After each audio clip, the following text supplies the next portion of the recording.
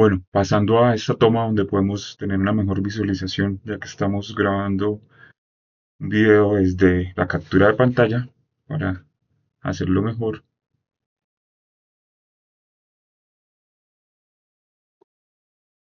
Como decía, tengo 80 diapositivas preparadas o presentadas, dado la complejidad del trabajo, y pues tendría los 15 minutos que son requeridos, pues tendría 11.25 segundos por diapositiva. Entonces, eh, voy a hacer en la primera parte.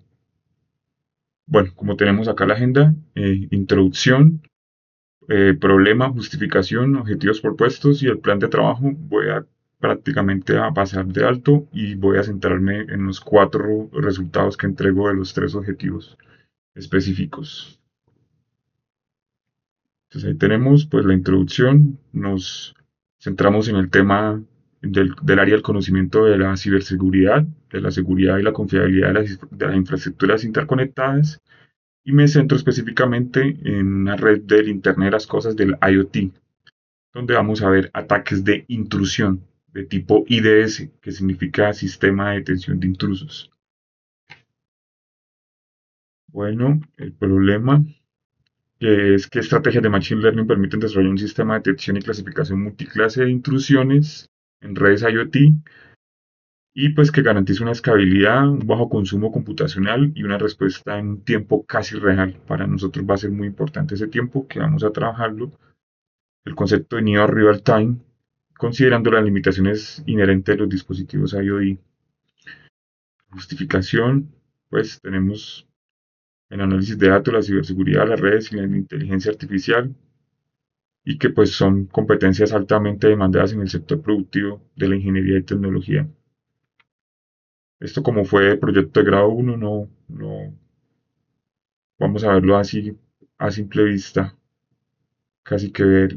El objetivo general pues es diseñar un modelo predictivo basado en técnicas de Machine Learning para la clasificación multiclase de ataques de intrusión en redes IoT utilizándose el dataset base, porque después utilizó pues uno más porque se dio cuenta el problema de desbalanceo del CIoT DIA 2024. Y los tres objetivos específicos, los verbos de la taxonomía de Bloom son preparar, comparar y analizar. Acá vamos a preparar y tener todo el dataset. Entonces, hacer mediante limpieza, selección de características y procesamiento de datos para habilitar el uso ya modelos de clasificación multiclase. El segundo, pues, es hacer una comparación porque tomé más de 21 algoritmos y pues eso lo hago sobre el conjunto de validación, sobre el validation subset. Y ya el tercer objetivo específico, pues ya es analizar sobre el conjunto de prueba, a ver qué es su capacidad de generalización. Bueno, la metodología que seguimos es un enfoque y un framework del sample, que significa esas 6 palabras, 5 pasos. Entonces tenemos que primero pues es la S de sampling, que es la identificación del dataset pertinente. Eh, Como ahorita vamos a abordar, pues aparte del base tomé otros 4 datasets porque teníamos una presencia de clases minoritarias en las 15 clases o familias de ataques, más el benigno son 16 y el benigno teníamos eh, bastante desbalanceo y el problema era pues cuando queríamos analizar, que era una de las cosas que queríamos también, el binario, para solamente verlo como ataque de intrusión o benigno. Y pues ya entregar acá la división estratificada del train, validation y el test, que para nuestro caso el train tomamos de entrenamiento el 85% y el otro 15 restante lo tomamos 7.5 para cada uno, tanto para la validación como para el test. De segundo tenemos pues el análisis, toda la exploración y comprensión del dataset, básicamente un EDA. En el model processing de esa palabra simple, pues ya viene en ese tercer paso la comparación preliminar de algoritmos y pues ahí también vemos pues la búsqueda de la optimización de los hiperparámetros, que para nuestro caso utilizamos random shares. Ya el cuarto paso pues que es el aprendizaje, que es Dentro de ese tipo de cosas, pues ya nos quedamos dentro de esos más de 21 algoritmos, nos quedamos con una sola familia, desechamos otras cuatro familias porque vemos que no tenemos un comportamiento para nada lineal. Entonces, este método de ensamble, pues con su comportamiento no lineal, podemos capturar pues la complejidad eh, de estos patrones de tráfico de red que no se pueden modelar bajo una función lineal. Acá vemos también pues las curvas de aprendizaje y sobre todo la importancia de características, ¿sí? El feature, el feature importance, la importancia de cuáles son los mejores, que para nuestro caso de los 83 bajamos a 40 y esos 40 cuáles son los mejores. Y por último, el quinto paso, la evaluación. Bueno, pasamos al resultado uno, que es la preparación y optimización del dataset, que corresponden pues al objetivo específico número uno.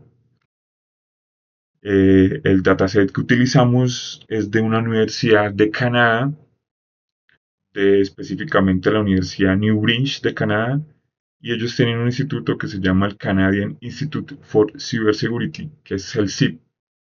Entonces allá encontramos, este es un dataset público de, destinado a la investigación, como es el caso de nuestro proyecto aplicado. También se encuentra en la plataforma de Google, de hecho como en dos usuarios diferentes.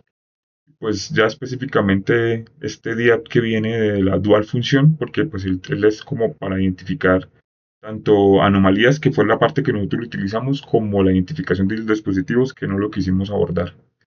Y en ella pues abordamos los 15 tipos de ataques. De esos 15 se clasifican en 7 categorías o familias principales, que son la denegación de servicio distribuido, la denegación del servicio, denial of service, los tipos recon de reconocimiento, los basados en web, los de fuerza bruta, los de spoofing y ya malwares como el Mirai, que son específicos de la IoT, pues como pertenece a, a estos de la UNB Neto del 2023 y 2024, esos papers de esos datasets proporcionados.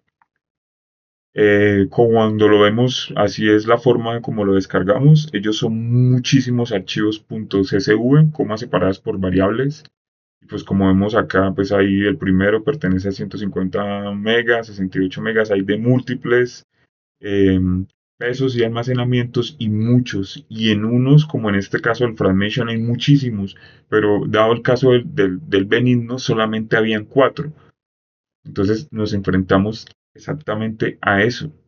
Hicimos una evolución muy iterativa de estos pasos del simple. Yo me devolví varias veces, no fue algo secuencial esos 5 pasos, sino eran cíclicos, siempre volvíamos. Eh, ¿Y por qué? Porque nos enfrentamos al dataset crudo, un dataset grande con casi 20 millones de filas, 19.519.000. Pero, como podemos ver, uno de los ataques casi daba 8 millones, perdón. Y el benigno no eran ni siquiera 400.000 filas. Entonces, como podemos ver, ni siquiera en el crudo, en el original, en el de base, es el 2% del benigno, que pues para eh, los propósitos no era bueno trabajarlo así, porque teníamos mucha distribución de ataques como los que vemos acá. Hay 3 ataques que uno ocupa el 40, el 26 y el 12, y muy poquitas, perdón, muy desbalanceado, y la presencia de bastantes clases minoritarias. Entonces eso es un problema súper grande que teníamos del gran desbalanceo, es un desbalanceo crítico como lo pueden ver. Acá esta imagen quería ver que pues son, como lo descargamos, tenemos eh, 8 carpetas, la de los 7 ataques de familia por benigno, y en cada de ellos había un CSV.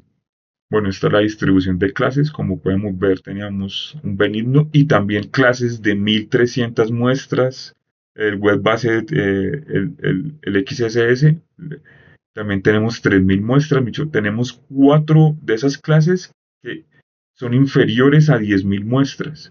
Porque ya, digamos, el spoofing ya hay 74.000, ya porcentualmente ya es algo. Pero sí tenemos una clase, tenemos una distribución demasiado desbalanceada. Y nos enfrentábamos, pues, ellos aunque estaban en carpetas, no tenían nos enfrentábamos en el contenido de la columna label, daba se necesitaba, pues, etiquetado, que era supervisado. Entonces, dentro de esa lectura que hicimos, que fue la lógica que utilizamos en el código, fue leer dentro de cada carpeta. ¿Sí? Utilizamos ahí la librería iOS, capturábamos y con el nombre de esa carpeta le colocábamos con el nombre de la carpeta el perteneciente, y pues por eso creamos esta columna del tipo de ataque para, pues, que esté efectivamente etiquetado, para que sea un aprendizaje supervisado, pues porque se requería eso. Entonces, aunque el dataset estaba ya, estaba muy crudo. Otra de sus cosas es que el tipo de datos de esas columnas, de las 85 en su totalidad, eran totalmente string, era una totalmente cadena de caracteres, y pues teníamos que pasarlo a numéricos porque los algoritmos de Machine Learning solamente reciben pues números. Acá quería también mostrar que pues obviamente utilizamos Python, y sí me centré en el sistema operativo de Linux, específicamente en el Ubuntu 24.04, porque tuve problemas bueno, y en mi computador portátil no podía hacerlo en el Windows, y lo hice fue en una torre que tenía mucha más RAM, y pues aunque no tenía GPU, no importaba porque no hice uso de CUDAs, solamente utilicé CPUs y RAMs. Entonces nos enfrentábamos a eso. Acá, como podemos ver, hicimos al menos 8 mejoras, que tomamos eh, otros 4 datasets de la misma. Afortunadamente hay bastante trabajo en el SIP, y ellos tienen muchos datasets, como pueden darse cuenta, del IoT. Uno sí sobre vehículos y de todo, pero si tomamos pues el base, que fue el DIAP. Sí teníamos contemplado utilizar los 2023 porque queríamos hacer una de los datos no vistos, y pues que ellos vienen de pickup, que es de paquete capture, que es ese archivo, no tanto CSV, porque este CSVs tenían otras columnas y no nuestras 84 originales. Esa fue la que tomamos. Y también tomamos del IoT industrial, sobre todo lo benigno. No nos interesaban las otras muestras, porque de hecho no utilizamos el pleno de la base, porque yo quité de esos 7 millones, dejé lo de lo máximo 1.600.000, porque no me interesaba tener mucho. Y por eso, en un momento, bueno, ahorita voy a explicar más o menos el número de filas. Y tomamos también el tabular, que eran datos, pues, esto es parecido a lo sintético, pero con más hecho. No quería tomar tanticecita, aunque estos tabulares, ese trabajo, el 2024 del SIP, que en este caso se llama el BCCCNR. Y también tomamos unos médicos, que era el SIP del IoT Medical, para tomar más. Volvemos a lo mismo, al benigno, y pues tomamos en total 5 datasets, 4 más un remix de otros años. En esta tabla se puede, pues, presenciar bien la cantidad de benignos que había. Entonces sí teníamos 19 y casi 20 millones de filas, pero ni siquiera casi 400.000. Y yo estoy re mal de tiempo. Y el 7, y acá fuimos subiendo a 400.000, 700.000, 800.000, 900.000. Y ahí fue donde pues quise hacer, y pasamos a 1.500.000, hasta llegamos a lo último, que ya teníamos el 25%, y ya con 3.300.000, casi 400.000 de las muestras o registros benignos. Pero voy a adelantarme bastante porque ya creo que pasé los 14 minutos.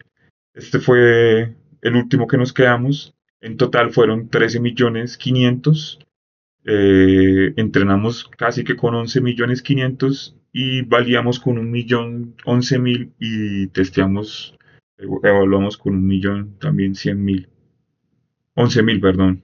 Acá ya vemos que ya el bending no ya pasa a ser el 26.6% y como vemos acá en este gráfico de barras, pues ya es algo, aunque volvemos a tener pues estas de web, que lo máximo que pudimos, o nos quedaron dos clases por debajo de 100.000, tanto el SQL Injection con 50.000 como el, el OneLine Attack, el ataque de carga con 12.000 filas o registros.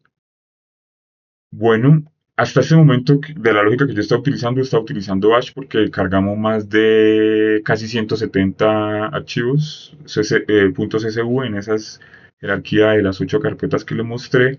Ahí también guardábamos con formato Parquet y pues ahí también utilizábamos algo de Raud para hacer eso, pero después a la final sí pude bajar de ese Pandas. ¿Por qué? Porque pues ahorita lo voy a explicar bien cuando hicimos, porque acá teníamos, como se pueden dar cuenta, cuando lo tenemos stream, el peso del dataset era en 14.3 gigas de RAM en esas 13 millones, entonces necesitábamos, acá cuando ya hicimos la conversión, mm, de 58 de float 32 o de 2 de entero 6 o de entero 32 o entero binario de 8 que son 9 en esa total de esas 75 columnas,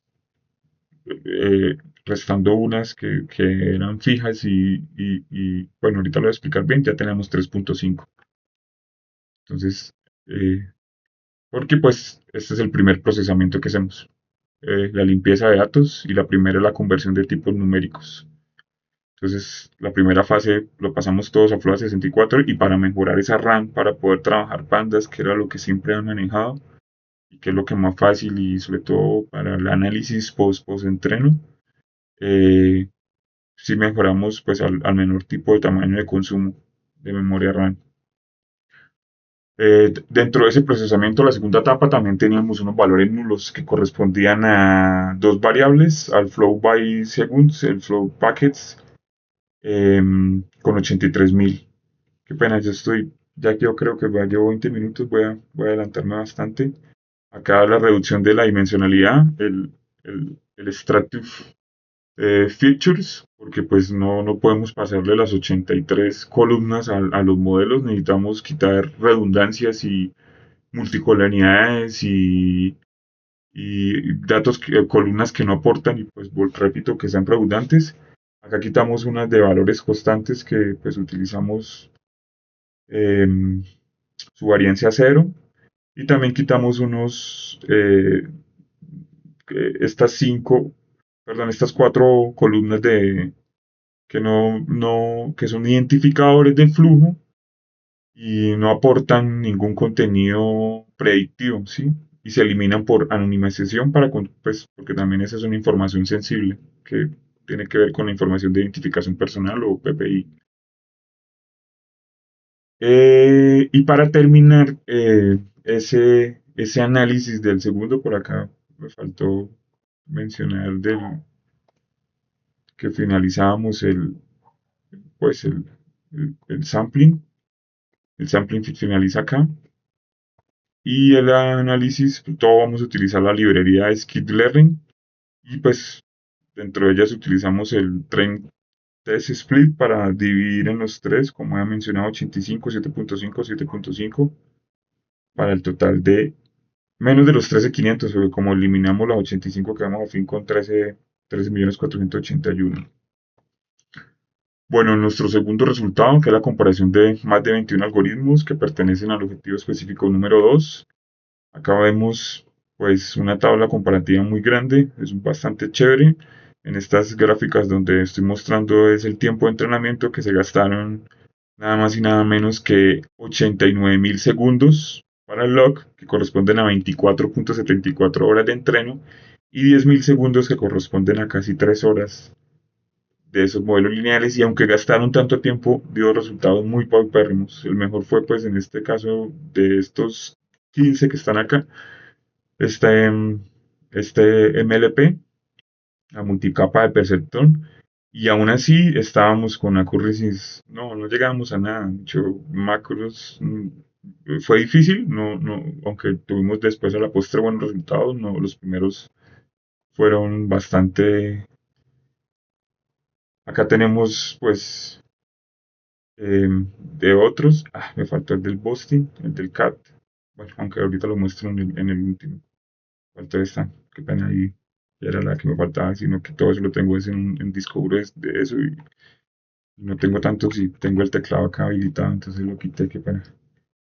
Pero sí lo que podemos decir es que los tipos lineales y de perceptrón no fueron buenos, ni los probabilísticos tipo teorema de Bayes, inadecuados por independencia, ni los modelos de distancia, que para el caso fueron los Medicetron, también macros del apenas 31%. Las redes neuronales que fije que pues, eran prometedoras, pero ya muy limitadas, el MLP, Multilayer Perceptron. Los de árboles de decisión estuvieron pues, limitados, tenían alta varianza, pues a ver, por lo menos a ellos llegamos al 55%, pero si queríamos ir pues no a un solo Decision Tree o Extremely Tree, que es uno solo, sino ya a los métodos robustos del ensamble, del ensamblado. Y fuimos más allá de Skill Learning y utilizamos clasificadores multiclase de otras librerías como la genial XGBoost de MLC, que es también distribuido libre. Como vemos acá también es OpenShore distribuido libre. Tenemos CatBoost que es de Yandels y la de Microsoft que es la IGMB. Todos estos son el concepto de busting. Acá tenemos pues una gráfica de Skip Learning. Utilizamos el ADA-Bost Classifier, el Static Classifier. Utilizamos el Gradiente Bost Classifier y también me ha perdido que dio muy buenos resultados, el Instant Gradient Bost Classifier. Acá quería pues como algo, un poquito de teoría, que es que dentro del ensamblaje hay dos métodos, que es el bumping y el busting. El banding utiliza, por ejemplo, el random forest y pues utiliza como si fuera un bucket. Es decir, que utilizamos los modelos, eh, es el promedio lo que acá se utiliza una lógica de paralelismo. Entonces, saco n modelos según los n estimadores o la n profundidad de esos bosques, los n estimators. Y el modelo a la final es el promedio de cada uno de los modelos. Mientras el busting sigue otra complejidad, una lógica secuencial, en donde cada modelo va mejorando el anterior. Y a la final, la decisión es la suma de sus modelos, no el promedio. Entonces, ese es de paralelismo y serialización o secuencialismo. Pues acá también un poco más. Pasamos pues a las otras dos tareas que quisimos hacerlos. Hicimos también otra tarea ya no, ya por familias, entonces ya no pasamos de 16 clases en total, sino a 8 clases en total. Las 7 ataques más el binding. Se utilizaron estas mapping de clave valor. Y también se utilizó pues el binario, que aunque pues el título es multiclase, pues también pues quería también ver a nivel binario y pues es un plus de más, es un poco ir más allá, pero si no sirven porque pues teniendo ya las variables predictoras podemos colocarle cualquier y y pues a la final pues quisimos profundizar y ir más allá. Y acá tenemos pues las otras tareas. Estos corresponden a los 5 algoritmos que hicimos para la clasificación de familias, que pues también tenemos bastantes tiempos de entrenamientos, pero pues ellos tampoco tan pasados. Superior a la hora, 4.500 segundos, 2.800 segundos menos de la hora.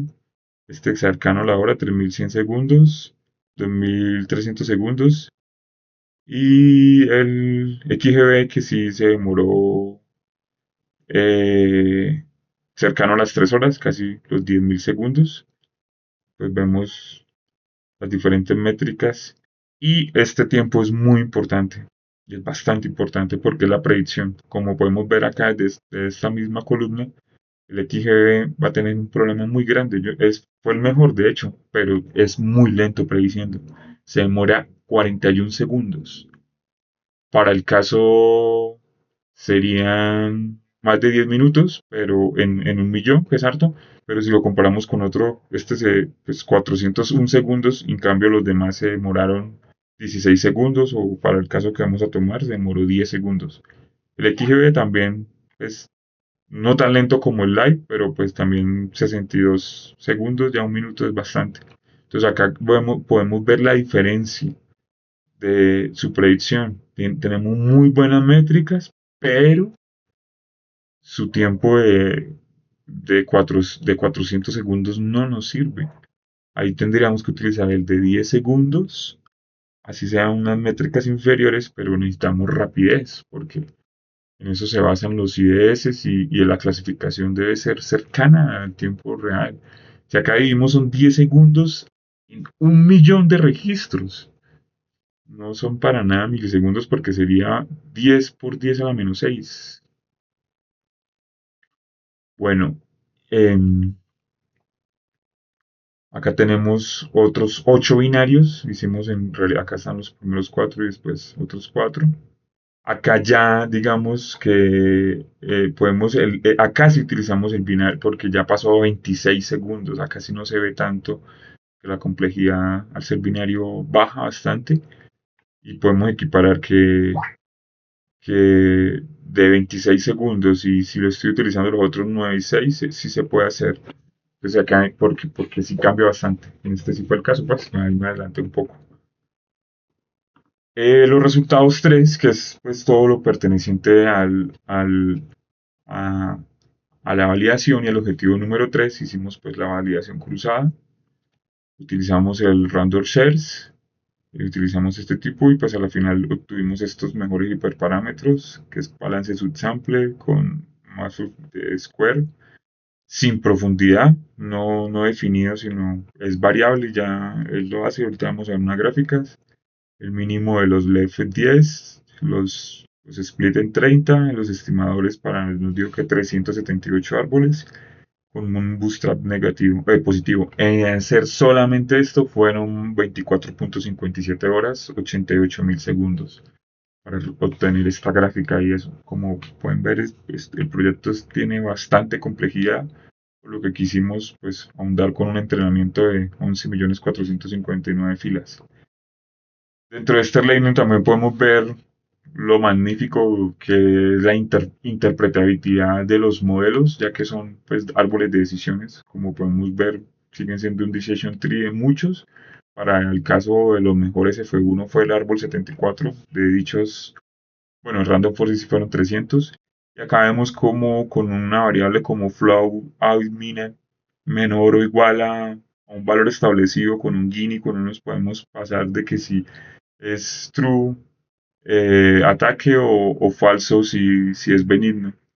Podemos ver cómo se siguen esos árboles. Estos árboles son infinitos, acá siguen más, sino que pues para cuestión de visualización quería pues ver las primeras ramas y de ese árbol para el caso del Random Forest. Los árboles cambian para los casos del live, son también parecidos, pero como pueden ver el árbol es totalmente diferente y lleva otra complejidad. Qué pena que quería ampliar esto, pero pues pasé unas imágenes así para poder a tenerlo en cuenta para mejorar esto en la sustentación como tal de los jurados, para que sí se vean, como esto del XGB, que también son bastante complejos, como pueden darse cuenta. Pues es como un bosquejo para hacerse idea cómo piensa por dentro pues, de cada algoritmo y esa interpretabilidad. Dentro del learning también tenemos por la importancia de características que cambian.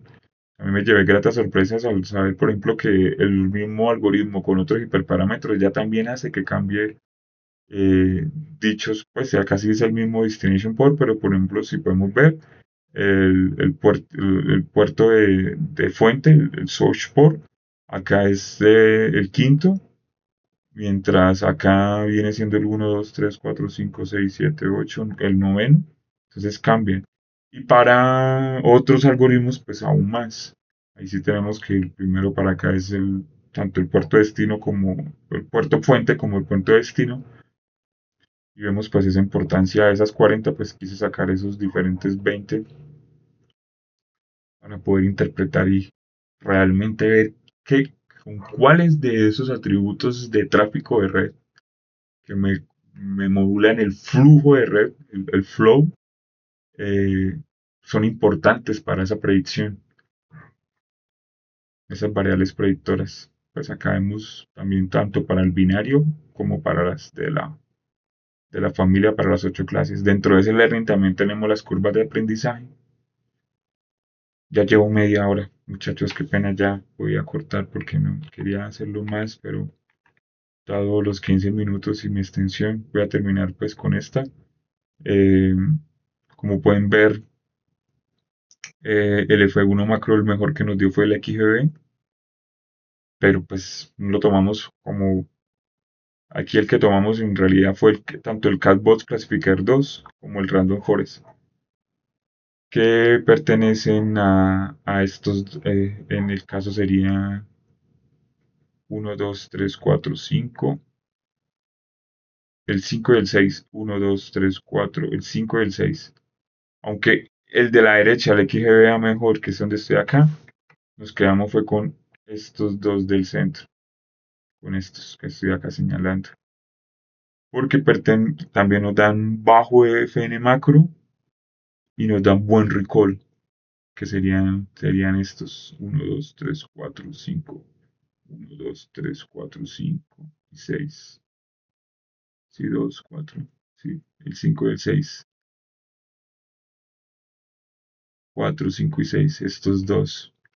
¿Por qué no tomemos otros? Porque tienen problemas el Light y el XGB de, del tiempo de predicción. No es compatible con nosotros. Y aunque mejore el Random Forest también, como pueden ver, el subbalanceado lo puede mejorar. Pues en esta máquina gráfica no se muestra tan bien. Acá sí se ve bien.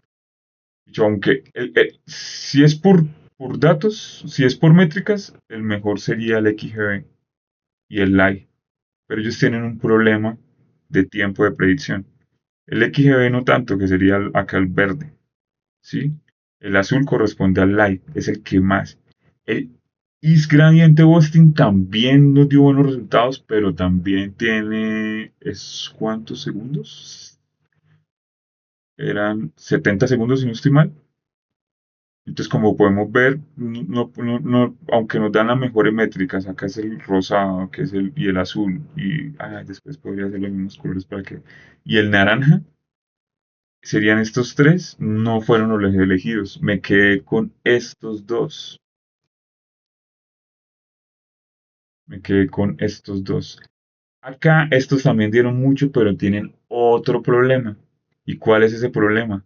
Que pesan mucho. Pesan entre 9. No son lentos, son rápidos, pero ahora son muy pesados. El Random Forest, que fue el que tomé, por lo menos tiene menos de 2.8 gigas, pero los otros superan las 9 gigas. Digamos que por peso podría ser un limitante. Y lo más chistoso es que el XGB, que son lentos, pesan entre 218 megas y 439 megas. Y el Catbusting que tiene, me pareció genial ese algoritmo, porque aunque pesa 60 megas, sí, estoy obteniendo resultados geniales, menores a random.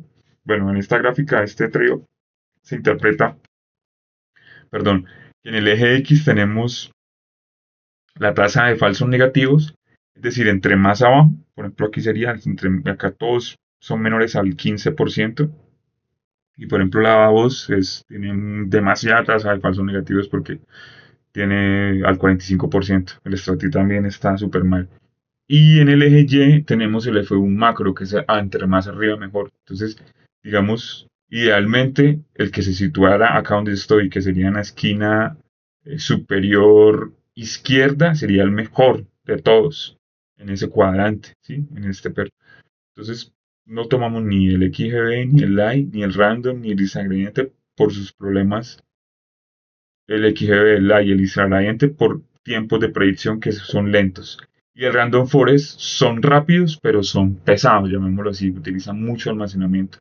Entonces, lo mejor el rango sería entre el Random Forest, que también es algo pesado, 2.3 gigas, y el Cat Forest, que pues aunque tenemos menos, también lo hace en menor tiempo y la capacidad es genial. Este sí lo entrené ahorita hace muy poquito, hace 3 días, el 23. Y como pueden ver ahí hay algoritmos o Random Forest lo tengo entrenado del 4 de mayo y pues como pueden darse cuenta ahí las diferentes fechas. El AOS lo tengo desde el 1 de mayo.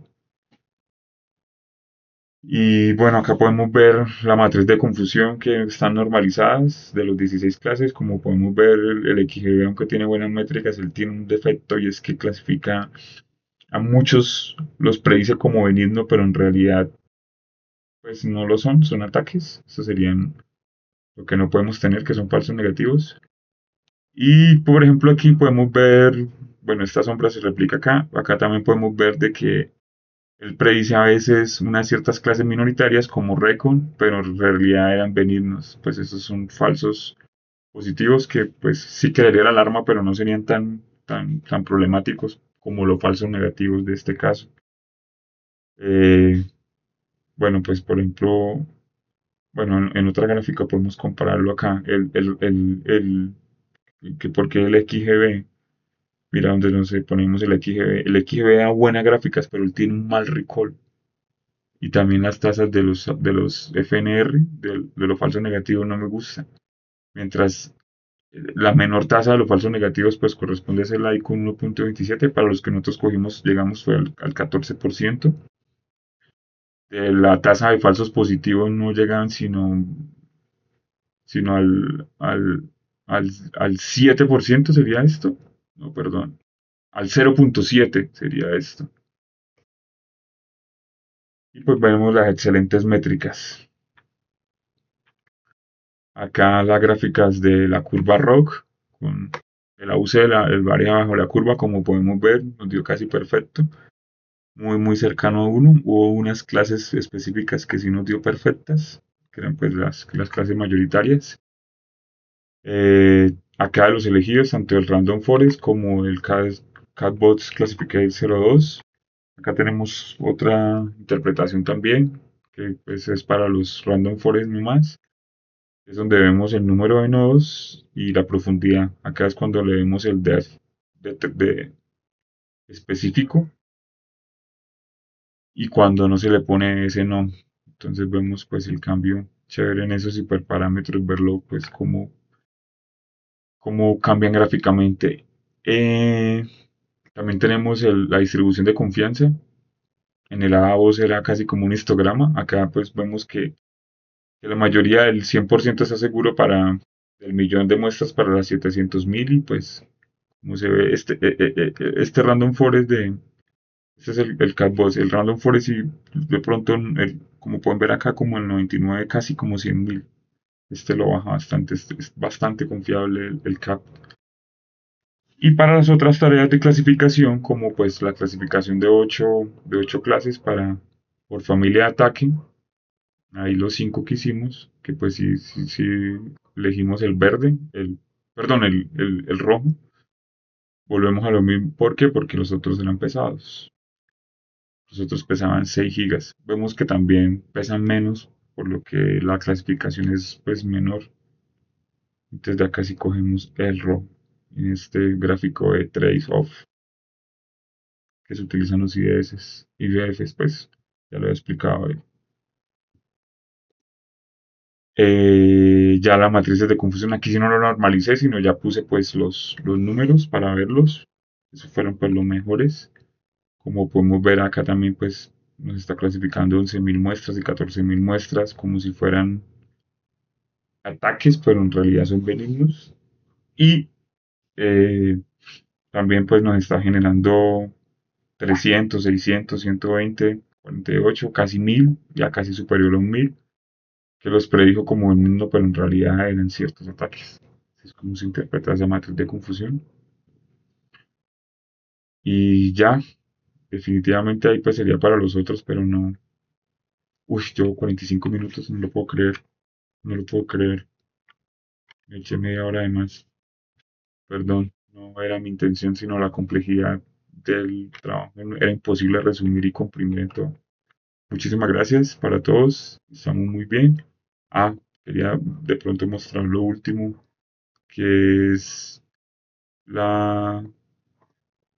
Pues esto también lo compartí en el foro, de que está de vida y no pasé el 15%, sino que llegué pues al 10 acá con mi tutor Luis Fernando Carrascal. Muchísimas gracias por la atención prestada y qué pena pasarme ahí a 45 minutos.